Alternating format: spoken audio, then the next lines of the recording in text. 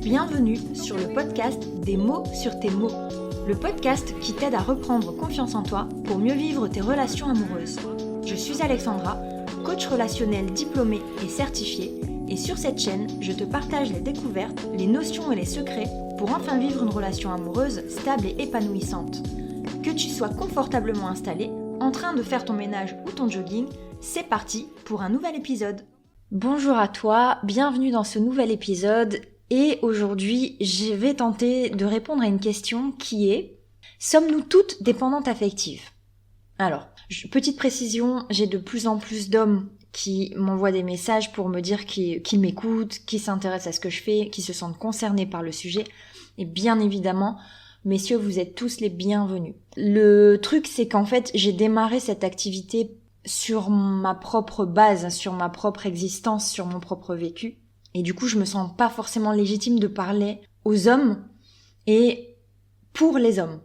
Tout le monde ne se reconnaît pas dans ce que je dis, alors que beaucoup de femmes se reconnaissent. En tout cas, si t'es un homme et tu te reconnais, sois le bienvenu. Ensuite, c'est parce que j'ai aussi beaucoup de mal à faire attention à ce que je dis. Voilà, pour être honnête, mes épisodes sont très peu préparés à l'avance et du coup c'est hyper compliqué de transformer ce que je dis au masculin et vice versa, etc. J'ai l'habitude de parler au féminin, donc ne soyez pas offensés, vraiment vous êtes tous les bienvenus. Ceci étant dit, la question qui est sommes-nous tous et toutes dépendantes affectives, elle est pas bête en fait, parce que au plus je parle avec des gens, alors que ça soit des clientes potentielles ou alors mon entourage, forcément je me rends compte que les filles en particulier, on a pratiquement toutes les mêmes attentes. On n'a pas forcément les mêmes moyens de s'exprimer et en fait, au plus on comprend le fonctionnement humain, au plus on apprend à écouter son partenaire et au plus on a réglé les soucis qu'on avait en nous, au mieux on va savoir gérer nos besoins. Et nos besoins, le mot « nos besoins » pourrait être traduit par notre dépendance affective. Donc en fait, au plus on va savoir gérer notre dépendance affective. Et si on le voit comme ça, si on voit nos besoins comme une dépendance à l'autre, alors oui, on est certainement tous et toutes dépendantes affectives. Mais nous les filles, on a encore cette différence, même si, je le rappelle, certains hommes peuvent se reconnaître dans une manière féminine de fonctionner et vice versa. Mais globalement, on peut dire qu'en fait, le mode féminin, il est caractérisé par un besoin intense, un besoin d'être rassuré, voilà, un petit peu de vivre un conte de fées, etc. Je pense que là-dessus, vous me contredirez pas. Maintenant, tout est sujet à débat et j'aime beaucoup échanger les points de vue. Tant que c'est fait dans le respect et dans l'écoute de l'autre, il n'y a aucun souci. En tout cas, ce qui est sûr, c'est que oui, je pense pouvoir affirmer que moi, je pense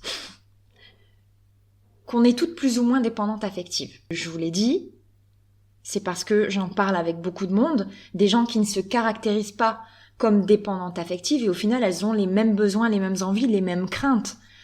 Sauf qu'elles le disent pas forcément. Voilà, on est toutes différentes à ce niveau-là et même au sein, je sais pas si on peut appeler ça la communauté des dépendantes affectives, mais en tout cas au sein des personnes qui se reconnaissent dans les traits de la dépendance affective, il y a des différences de besoins de fonctionnement. C'est-à-dire qu'en coaching, j'ai face à moi des personnes qui sont toutes différentes, même si elles se reconnaissent dans des traits communs, elles ont pas la même vie, elles ont pas les mêmes désirs, elles ont pas les mêmes intensités de besoins, et pourtant elles se disent dépendantes affectives. Le point commun, bien sûr, à cette dépendance affective, c'est le fait d'être blessé par quelque chose qui vient d'ailleurs, qui vient de plus loin, qui vient pas forcément du couple. Ça, c'est le point de départ de la dépendance affective. Maintenant, le fait de se rendre compte que on a des besoins qui sont pas les mêmes que ceux de nos partenaires, qu'on veut une plus forte intensité pendant que messieurs se contentent de ce qu'ils ont. Ça, c'est juste le signe que on est différentes et que oui, on a besoin de vivre d'amour et d'eau fraîche. Et si t'as ce besoin-là, ça veut pas dire que t'es dépendante affective. Par contre, ça veut peut-être dire que t'as besoin de te comprendre et que t'as besoin de t'aligner par rapport à ton partenaire et de trouver ta place. Ça, c'est certain. Donc si c'est ça, dans tous les cas, je pense que ça c'est mon adage, on a tous besoin d'un coaching, on a tous besoin d'un bon psy. À toi de voir ce qui te convient le mieux. En tout cas, on a tous besoin de s'introspecter, ça c'est certain, j'en suis sûre. Homme, femme, vieux, jeune, peu importe. Le plus tôt sera le mieux. Et en fait, au plus t'apprends tôt à le faire, au plus tu vas être assez armé pour pouvoir le faire toute seule. Du moins, avec le moins d'aide possible. Mais je pense que passer par la case accompagnement par un tiers et par un professionnel, à un moment ou à un autre dans une vie, c'est pas inutile. Il y a un livre dont j'ai déjà parlé en podcast et aussi sur les réseaux, un livre qui illustre bien ce sujet-là, c'est Les hommes viennent de Mars et les femmes de Vénus. C'est tout à fait ce que je pense en réalité du genre humain et du genre masculin et féminin. Tout y est, tout est expliqué et en fait on comprend bien les manières de fonctionner des uns et des autres. D'ailleurs c'est assez impressionnant parce que ce livre-là il a été retranscrit en spectacle. Je t'invite à aller le regarder si tu l'as pas vu, mais quand je vois des couples le regarder, je vois les réactions et voilà, les réactions parlent d'elles-mêmes. C'est-à-dire que la fille se reconnaît, l'homme se reconnaît et on se dit waouh, en fait, l'auteur, il a tout compris. Et il y a une vérité derrière. Et là, on se sent moins seul. Je sens que les personnes qui regardent ça, surtout les filles, faut être honnête, se sentent moins seules. Elles se disent ah oui, en fait, effectivement, je peux changer les choses, mais j'ai besoin de comprendre comment ces choses-là fonctionnent, comment mon partenaire fonctionne pour pouvoir le faire au mieux en réalité. Mais en tout cas, j'ai le pouvoir de pouvoir transformer les choses. Bien évidemment, je fais le lien avec plein d'autres épisodes que j'ai enregistrés. Je t'invite à tous les écouter. Mais là, je pense à mon épisode concernant la systémie qui explique que si toi, tu commences à changer, l'autre va changer. J'ai lu un commentaire il y a pas longtemps qui disait « Si tu bouges, il bouge ». Et en fait, c'est ça. Parce que vous êtes aussi nombreuses, et j'ai aussi fait un épisode, mais franchement, je saurais pas dire lequel, qui parlait du fait que beaucoup de femmes se disent « Mais j'ai pas envie de faire ce travail, pourquoi ? Parce que je comprends pas pourquoi ça serait à moi de le faire, alors que le problème, il est entre nous en réalité. » Et finalement, si tu bouges pas, et que lui n'a pas saisi qu'il fallait se bouger, n'a pas cette envie de bouger, ça veut pas dire qu'il veut pas que les choses changent, mais il a pas envie, lui, de se remettre en question, voilà, de faire tout ce travail-là. Tout simplement parce que c'est pas son truc. Donc dis-toi que si c'est ton idée à toi, ben fais-le, en fait. Tu verras que ça sera pas vain, parce que tu vas t'aider toi-même et tu vas aider ton couple. Pense aussi que ton partenaire, il doit certainement faire des efforts et agir à des niveaux où toi t'as pas envie d'agir. Donc, enlève-toi l'idée que t'es la seule qui agit pour ton couple. Alors, pour très peu d'entre vous, ça peut être le cas. Dans ce cas-là, tu sais ce qu'il te reste à faire. Mais par contre, si t'as envie de rester avec ton mec, que tu sais foncièrement que vous êtes bien, ben fais un effort et puis ben, bouge-toi en fait pour que les choses bougent. Alors je sais que c'est pas tendre ce que je dis, mais il y a que comme ça que tu vas pouvoir espérer un changement.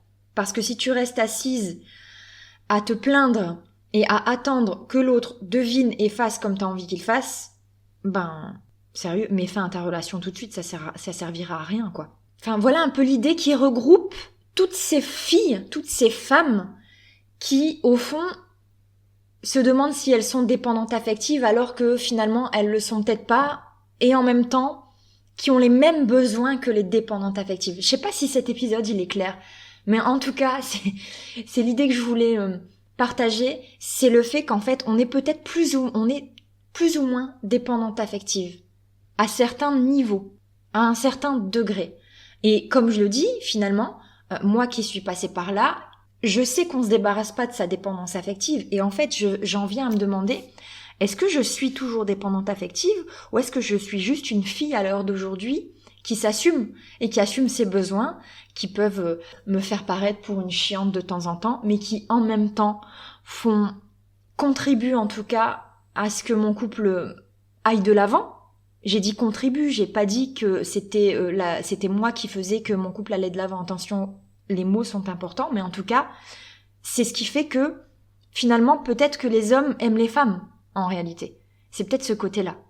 Donc, si t'as l'impression que tu te reconnais dans certains traits, mais que pour autant, c'est pas la grosse crise chez toi, que c'est pas forcément un problème au quotidien, mais que tu sens que t'as envie de comprendre certaines choses, Va à la recherche de ces choses que tu veux comprendre. Mets-toi à lire, fais des recherches. Prends une séance de coaching qui peut peut-être t'aider à y voir clair. J'ai quelques clientes qui m'appellent, qui font une séance. En une séance, elles ont mis leurs idées en place et pouf, c'est reparti. C'est pas des personnes qui vont avoir besoin d'un accompagnement, ça c'est certain. Et finalement, c'est peut-être des fois moi qui leur dis, écoute, tout va bien, t'as pas besoin, tu vas juste t'en sortir. Là, on a fait un point et tu vas juste t'en sortir à lire de temps en temps, à te surveiller, mais comme tout le monde, j'ai envie de dire. Donc, peu importe le niveau de dépendance affective, peu importe les besoins que tu as, je pense que peut-être que c'est pas pour rien que c'est féminin, la dépendance affective. C'est peut-être que ça nous concerne nous les filles, je sais pas. Même si certains hommes beaucoup même se reconnaissent là-dedans, on va être honnête, c'est beaucoup de filles qui ont ces besoins intenses, j'ai envie de dire. Mais quand c'est bien demandé, quand c'est bien dosé et quand tu arrives à reconnaître que certains de ces besoins, tu peux y répondre par toi-même, alors c'est plus un problème. C'est plus péjoratif. Et du coup, c'est peut-être plus de la dépendance affective, c'est peut-être juste des besoins. En tout cas, peu importe le nom qu'on lui donne à ce truc, on peut dire que on a les mêmes besoins.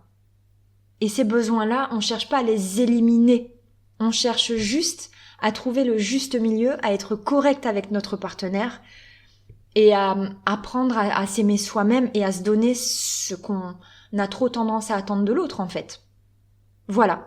Donc c'était un petit podcast pour réunir un petit peu tout le monde, pour arrêter de mettre les gens dans des cases, parce que oui, dépendante affective, ça peut être péjoratif. C'est juste le moyen de dénommer les personnes qui souffrent réellement, mais au final, faire comprendre à ces personnes qui souffrent réellement qu'elles sont pas si loin de la normalité. Tu me vois pas, mais je mets des grosses guillemets. Elles sont pas si loin de la normalité. Et faire comprendre à ces personnes qui se sentent pas forcément en grande dépendance affective, mais qui sentent quand même un petit décalage, que finalement, elles ont des besoins et c'est ok, en fait. Donc, voilà, c'était mon petit message de la semaine. En tout cas, je te remercie encore et toujours de m'écouter. C'est un réel plaisir, je sais, je dis ça pratiquement à chaque épisode, c'est un bonheur. Vous m'apportez beaucoup, vous m'en donnez toujours plus et ça c'est top. Pour terminer, je te rappelle qu'il y a toujours un livret sur la dépendance affective qui est offert, qui est sur mon site. Donc n'hésite pas à le télécharger. Si tu as des questions, n'hésite pas à m'envoyer un message, je reste toujours très disponible. Les gens sont d'ailleurs très étonnés que je réponde, mais oui, je réponds. Je suis pas une star interplanétaire qui a des milliers de demandes, donc oui, j'arrive à gérer les demandes, j'arrive à répondre. Alors n'hésite vraiment surtout pas. En attendant, je te souhaite toute l'énergie qu'il faut pour t'aider à aller de l'avant, et puis je te dis au prochain épisode.